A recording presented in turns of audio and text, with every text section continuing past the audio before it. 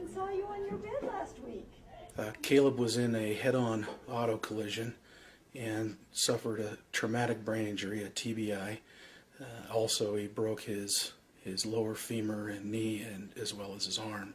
A traumatic brain injury for Caleb basically means the impact of a head-on collision was such a sudden stop that the tissues in the brain slammed against the forward area of his skull and back, and all through his brain, millions and millions of cells were killed. When I first got to the hospital and Caleb was in the intensive care unit at Primary Children's, of course I was devastated because we didn't have any idea what kind of an experience we were going to have. We didn't even know if he was going to live. At this point, we were transitioning through the stages of the Rancho scale, which are ways to measure the recovery of a brain injury patient. And we were in the very low stages at this point. And so a lot of the progress was so minute to the visual eye that I had become fairly discouraged at this point of the potential of his recovery. And when we went into the room with Colonel, it was a real boost to me to see such a substantial change in awareness. It was kind of a turning point for me personally in my confidence that Caleb had the ability to recover. You're doing great. Awesome, dude. Good job. Awesome. Good job.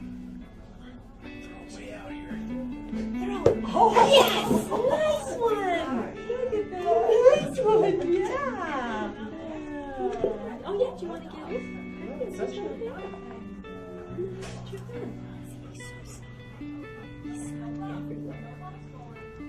Such airs. It's the most activity he's had all day. Oh. It's the most responsive he's been. Oh, isn't that nice? To have something much more engaging like the dog is really helpful. And if you notice, sometimes the children don't have control of their bodies, and the trick with a lot of times is getting him motivated enough to move. And if you've watched him, you could see his motivation to try to pet the dog, to open his hands to do that. That can be a really hard thing. I think that's a little smile you got going there. You happy? Colonel is the coolest dog ever, I tell you. Oh, Yeah, are you going to give him a hug with your leg too? oh, that's good.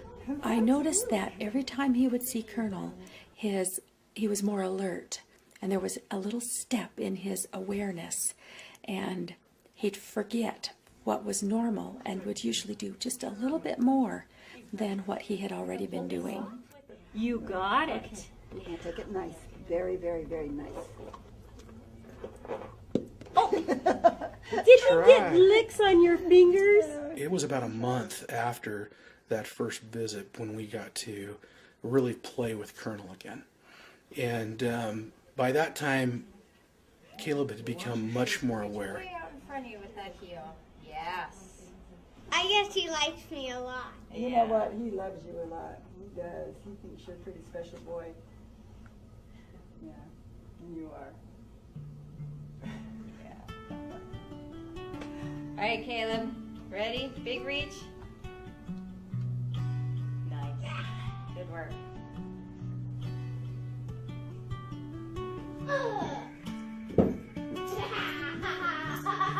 One of the things that's amazing about animal therapy is we're in a hospital environment where nothing is normal. When the animal comes in, we're not in a hospital environment anymore, we're in a play environment. And the child forgets about therapy and is focused on play. All right, hands up. Do you remember a fuzzy visitor that came to see you? Yes. Colonel. Colonel? Yeah, what did you think of Colonel? Awesome. Awesome, huh? You liked Colonel? Yes, a lot. Really? How come you liked Colonel so much? Because he had fluffy hair. Fluffy hair? And he was a gold retriever. Yeah. It's absolutely amazing the effect that the animal therapy has with the children. And these are volunteers. These people come in just out of love. And the effect that they have on these children is just amazing.